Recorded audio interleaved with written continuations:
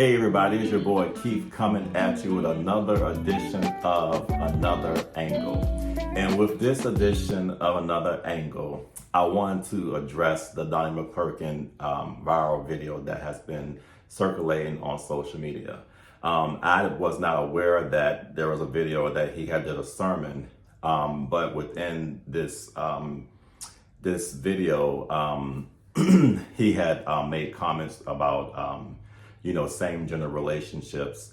So mind you, there is no secret. So I'm gonna run some receipts now. So we know that Donnie McClurkin has struggled with his sexuality for years. Okay. So now he's at a state in his life to where the people who are in same gender relationships are being affirmed, and those relationships are, people are approving of those relationships. Same gender couples can get married now. And so Donnie McClurkin is an elder man. He's, in his mid 60s, pushing 70. Okay, so now he's at a place to where he's actually resenting the community because he has built his congregation, he has built his following, so he's kind of in a place where he's trapped. And so he has no choice to stay in the position that he's in, or else he's going to lose his following and his congregation. And so when you get to a place like that, you start to resent the things that you wish you had or wish you could be. Because he has struggled with his sexuality for years, that's no secret there. He's in a place, he's doing an outcry. He's having a mental health crisis. We just have to lift him up in prayer and pray that he can come out of this darkness. Okay. But, I'm just here to, bring awareness to the situation because he blames his struggle with sexuality on the fact that he was molested as a child. Okay. So I'm going to run another receipt. So if this is true, so I had a relative that, that attended a church of a pastor, who was against those in the LGBTQ community because he was molested by somebody of the same gender. Okay.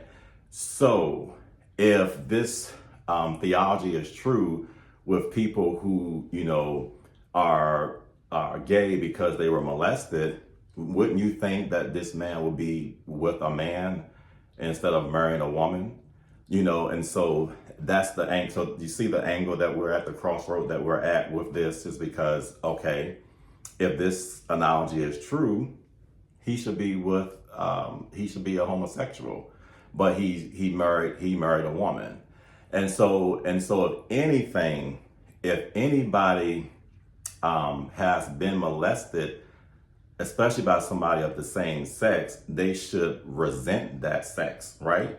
Okay, they shouldn't be running towards that sex. Plus, there's also evidence-based information that proves that sexuality is not based on being molested. It is. There are studies, and there are continued studies that is leaning more towards genetics. Environmental factors don't really have an impact because remember there was a trend, and I have posted a video about this about a few months ago, where a few years ago there was a trend going on with kids in high school, and the trend was that they were pretending to be gay, or they were going through a gay phase. Okay. But with human behavior and through adolescence, that's a natural process of life. Kids, and they're going to come to a place of self-discovery. They're trying to figure out themselves. They're trying to figure out what they are, what their emotions are, all of that. And so that's a natural flow of life to actually go through that stage. So at some point, you may have kissed a boy or girl in your life, but that did not determine your sexuality. You see what I'm saying? So, your environmental influences does not impact the totality of your sexuality. Okay. Also, there's another myth when it comes to people who are gay, is that you can be converted from watching television, gay couples on TV. As I also shared in a previous video, I am a gay man. As a child, there was nothing but heterosexual couples on TV, right? Okay, but that did not impact my sexuality. I'm still gay. You see what I'm saying? So if that was the case, I'll be heterosexual. But because that's not the case, so that's the other angle. And so we have to remember to try to put ourselves in that person's shoes. And that's the purpose of me doing this podcast or this vlog, because to bring awareness to stigmas that we struggle with in the Christian community. And so, as I said, that's just another angle to look at. For those in the Christian community, you should uplift Donnie McClurkin and pray that he can get through this and get to a place of self-discovery, because I've had a revelation from God last year about this. God affirms us. You can research this as well. That some people did not know that plants and animals can be gay and bisexual. You can look this up. This is information you can look up.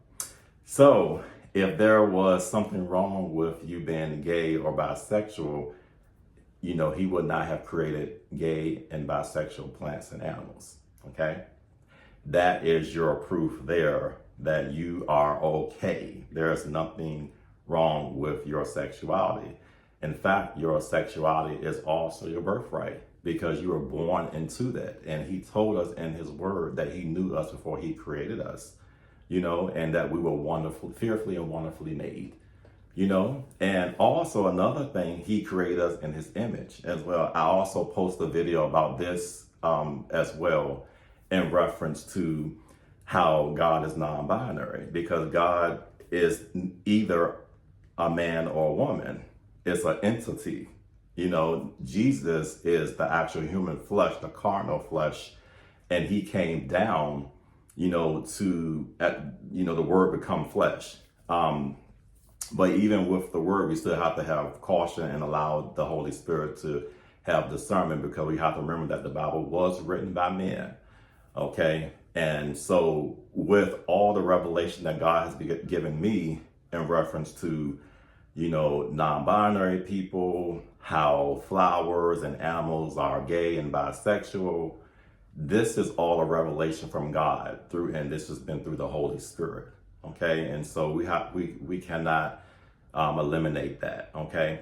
And I hope that this gives somebody some peace to love yourself, accept yourself. If you see somebody or there's a relationship that you want to start with somebody, go ahead and start that relationship. Okay? Because God approves of you, he accepts you. Now, he don't want you out there, sleeping around with different people. He wants you in a healthy relationship. Okay? And that's what he's looking at. He judges our heart posture. We have to remember that too, that he looks at our heart. As long as our heart is in a good place, that's the only thing that matters. That's what he's looking at. All right? Make sure to check your heart posture. Okay? That's all I have for y'all with this edition of Another Angle. Everybody take care, and I hope this was a blessing to somebody.